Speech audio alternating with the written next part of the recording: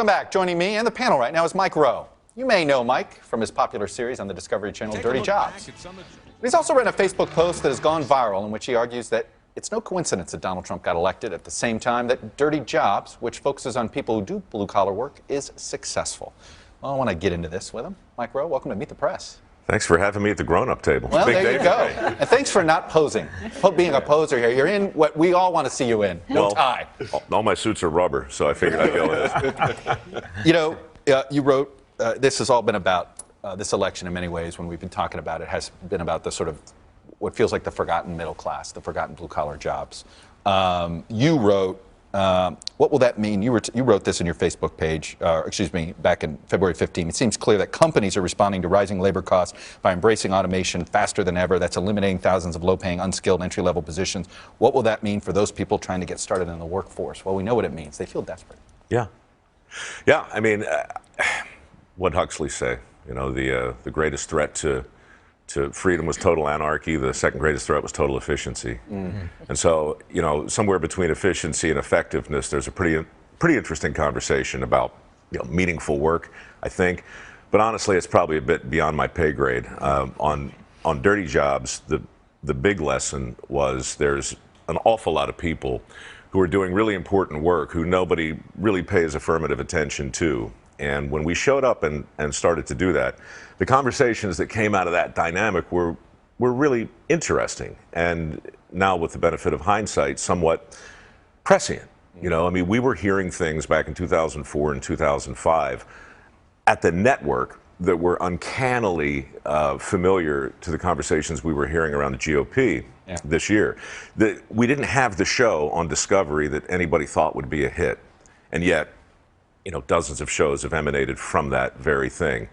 There are a lot of parallels, and I couldn't ignore them. You know, when I went to Macomb County, which is a great swing county, working class county in Michigan, I was talking to a guy that runs a pretty fast-growing manufacturing thing, and he had this to say to me about the whole exercise of job retraining and what it means for somebody in their 40s. Take a listen to this, Mike. If you've been out on this floor doing skilled or semi-skilled work and you're 40 years old, you don't want to go do a computer-based job. You want to make things. And so that's part of the problem. You can have thousands of really good training programs, but the training needs to be the vocational, and then there has to be the job openings. We always focus on job retraining, and it's always about computers. It's always about, when it's skilled labor, it's always about engineering and different things. Nothing wrong with that. Yeah. But it's almost as if we're saying, no, those other jobs, they're going away, and it's okay that they go away. Well, some people want to touch things. People ask me all the time, you know, what's the big takeaway from that show? You know, and there were many, but for me, the thing I keep coming back to is the idea that as a group, there was a level of job satisfaction that was undeniable and surprising. And it has to do with the ability to complete a task. People with dirty jobs, by and large, hate to generalize, but by and large, they always know how they're doing every step of the way. We have almost arbitraged that out of work today. Your desk, I'm sure it's beautiful, but it probably looks an awful lot, you know, at 5 p.m. as it does it. You just don't have the visual cues. Can I ask you a question? Sure. You touched on this in your introduction. And one of the things I think that got lost in the campaign is the difference between automation and globalization. Everybody's accusing globalization of the thing that lost our jobs. But when I was at Time, I remember we did a story on a factory in upstate New York. It had 5,000 people making batteries, and now it had 20 people making even more than it was before. That's not about, you know, that people do lose their jobs because of automation, not globalization. That's what, yeah, I wouldn't deny it. But I would also say at the same time, the thing that always gets left out of the conversation is the fact that there are 5.8 million jobs that are available right now.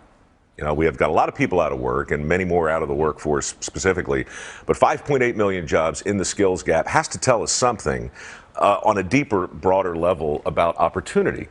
Our enthusiasm for work, our desire to find a job that may not be our wish fulfillment, but jump into it with both hands and see where it takes us. I think what you showed a certain way was that there's dignity that these people feel toward their jobs. Job is much more than just how you pay your bills and what you're doing for your family and what your kid can go to college. It's what you feel when you go to work every day. Yeah. And somehow I think that's what Mr. Trump was able to tell the story to those people, saying, I'm going to make America great again. Whether it's real or not, to bring back some of these manufacturing jobs, some of them maybe, some may be automation, but he made people feel connected. And that's what a politician does, emotionally connects with the feelings you're feeling. And I think your show shows that. Well, it's alchemy to a certain degree, right? I call it the It's a Wonderful Life phenomenon, where if you look at somebody's job, one of the best ways you can pay an honest tribute to it is ask the viewer or the audience to imagine the world they're in without that job, right?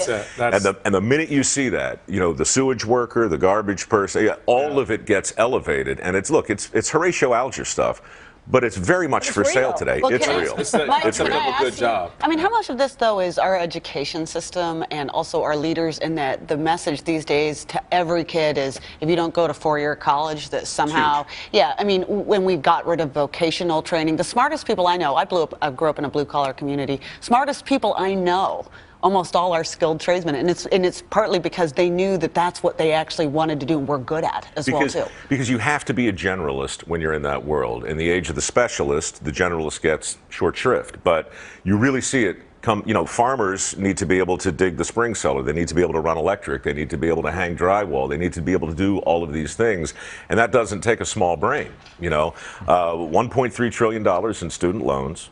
We're still pushing the same path for the most people as though it really is some sort of panacea. Those 5.8 million jobs, 70% of them don't require the four-year degree. So somewhere between knowledge, enlightenment, education, and basic intelligence, we need a PR campaign for the jobs that actually exist. I want to end on that note, because that was what I took away from you in our conversation off, which is, look, let's celebrate work. Let's celebrate celebrate these jobs, make people feel better about working some of these jobs. Well, a dirty job is a good job. Mike, absolutely, that's right. Mike Rowe, this was great. Thanks for having me. Hope we can have you back again. Oh, I'll be back next week. You know, all right. Because if it's Sunday, it's Mike Rowe. Guess what? This is a dirty job some days. It's a different type of dirt. All right. Hey, NBC News fans, thanks for checking out our YouTube channel. Subscribe by clicking on that button down here, and then click on any of the videos over here to watch the latest interviews, show highlights, and digital exclusives.